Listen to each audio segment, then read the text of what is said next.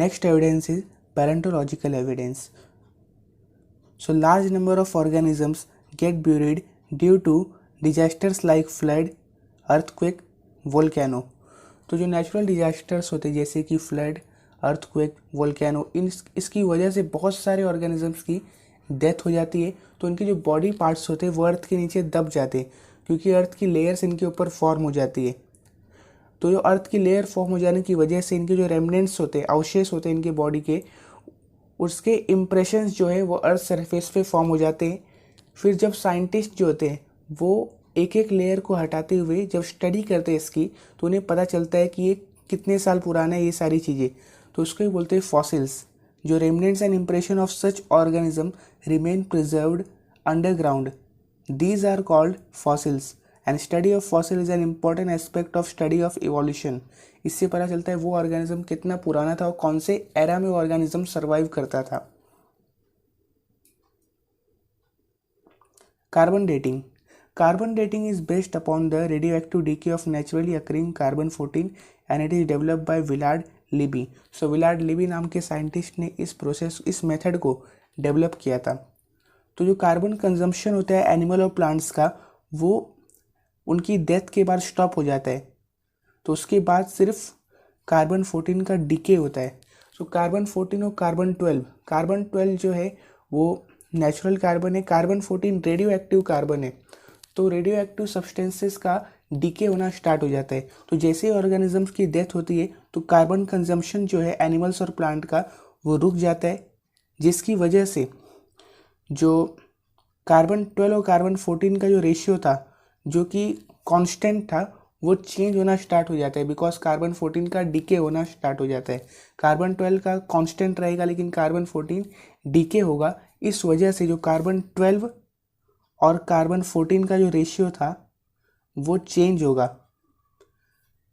In case of death bodies of plants and animal, instead of remaining constant, the ratio between carbon fourteen and carbon twelve changes continuously as carbon-12 is non-radioactive. The time passed since the death of plant and animal can be calculated by measuring the radioactivity of carbon-14 and ratio of carbon-14 to carbon-12 present in their body. This is carbon dating method. तो उसमें क्या करते, कार्बन-14 का amount कितना बचा है उसके basis पे हम लोग ये पता कर सकते हैं कि इसकी डेथ कब हुई होगी। तो एज ऑफ फॉसिल्स कैन इससे कैलकुलेट कर लेते हैं हम लोग। It is used in paleontology and anthropology for determining the age of human fossils and manuscript. तो ह्यूमन फॉसिल्स की एज कैलकुलेट करने के लिए इसका यूज़ किया जाता है। कार्बन-14 और कार्बन-12 का जो रेशियो है वो कांस्टेंट रहेगा जब तक ऑर्गेनिज्म जिंदा रहेगा। उसकी डेथ के बाद क्योंकि कार्बन कंजम्पशन बंद हो जाता है तो इस वजह से कार्बन-14 का डीके होना स्टार्ट होता है। तो इससे हम लोग ये फाइंड कर सकते हैं कि ये इसकी डेथ कब हुई होगी, कब कार्बन कंजम्पशन बंद हुआ होगा और कब कार्बन-14 का डीके स्टार्ट हुआ होगा।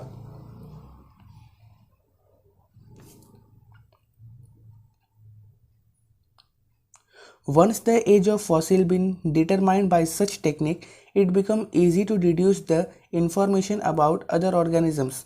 It seems that vertebrates have been slowly originated from invertebrates. तो इससे हमें ये पता चलता है कि जो वर्टेब्रेट्स थे वो इनवर्टेब्रेट्स से ही इवॉल्व हुए थे। तो एक बार अगर फॉसिल का एज पता चल गया तो उसके टाइम के बाकी ऑर्गेनिजम्स के बारे में भी हम लोग पता कर सकते हैं और ऐसे में पता चला कि इनवर्टेब्रेट्स से ही वर्टेब्रेट का इवोल्यूशन हुआ है। Fifth evidence is connecting link. Some plants and animals show some morphological characters by which they can be related to two different groups. Hence they are called as connecting link. तो कुछ organisms क्या होते हैं, उनकी जो external appearance होती है वो दो organisms से मैच करती है। So कुछ organisms कैसे, कुछ plants और animals की जो external appearance होती है वो दो तरह के ग्रुप से मैच करती है। मतलब उसे इस ग्रुप में भी रखा जा सकता है और दूसरे ग्रुप में भी रखा जा सकता है। जो एनिमल्स का क्लासिफिकेशन किया जाता है उसमें मॉर्फोलॉजिकल कैरेक्टर्स और एनाटॉमिकल कैरेक्टर्स दोनों कैरेक्टर्स की स्टडी की जाती है। तो कुछ ऑर्गेनिजम्स में जो है सिमिलर कैरेक्टर्स देखने मिलते हैं जिसकी वजह से उन्हें दो ग्रुप में रखा जा सकता है। जैसे कि पेरीपेटस, फर्स्ट एग्जाम्पल दिया पेरीपेटस का। इसमें सेगमेंटेड बॉडी होती है, thin cuticle, parapodia like organs are present. तो ये सारे जो स्ट्रक्चर्स थे, सेगमेंटेड बॉडी एनेलिडा की कैरेक्टरिस्टिक है। एनेलिडा में सेगमेंट मेटामेरिक सेगमेंटेशन देखने मिलती है, मतलब इंटरनल एक्सटर्नल दोनों जगह सेगमेंट्स फॉर्म होते हैं, कंपार्टमेंटलाइजेशन होता है उसमें।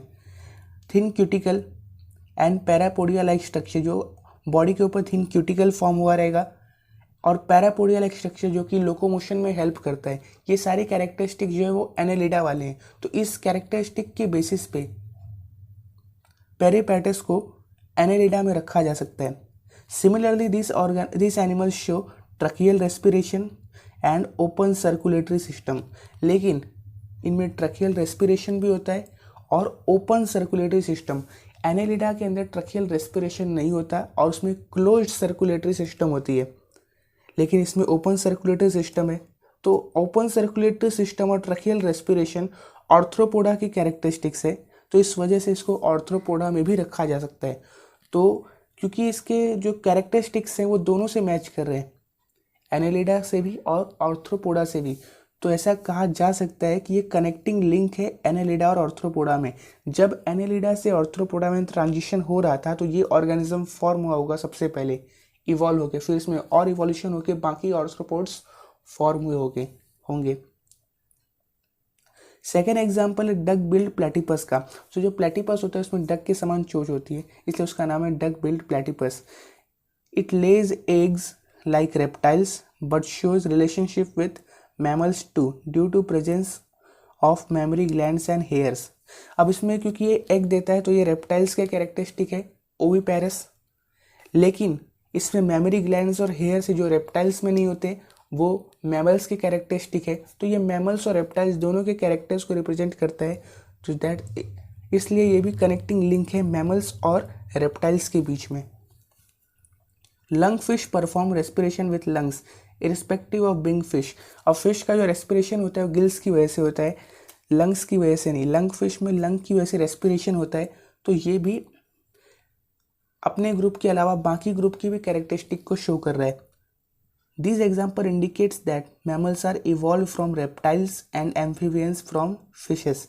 तो इससे मालूम चलता है जो मैमल्स का इवोल्यूशन हुआ है रेप्टाइल्स से और एम्फीबियंस जो है वो फिशेस से फॉर्म हुए। ये पेरीपैटिस, इसमें जो छोटे छोटे स्ट्रक्चर्स दिख रहे हैं लोकोमोशन के लिए, ये है पैरापोडिया। इसमें मेटामेरिक सेगमेंटेशन भी देखने मिलती है। ये है लंग फिश जो कि लंग से रेस्पिरेशन करती है फिश होने के बावजूद। ये है डक बिल प्लेटिपस जो मैमल्स है लेकिन ओविपेरस है। मैमल्स यूजुअली विविपेरस होते हैं। Embryological evidence, comparative study of embryonic developmental stages of various vertebrates given in the picture shows that all embryos show extreme similarities during initial stages and those similarities decreases gradually।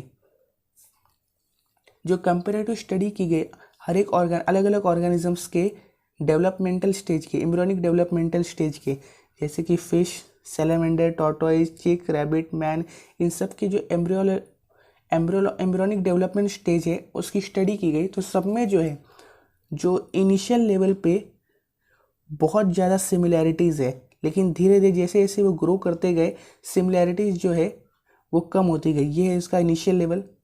सबके embryo same है, लेकिन जैसे जैसे growth start हुई जो similar characters वो decrease होते गए।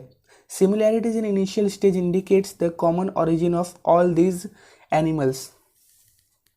तो इससे मालूम चलता है कि जो ओरिजिन इन सब एनिमल्स का वो कॉमन है।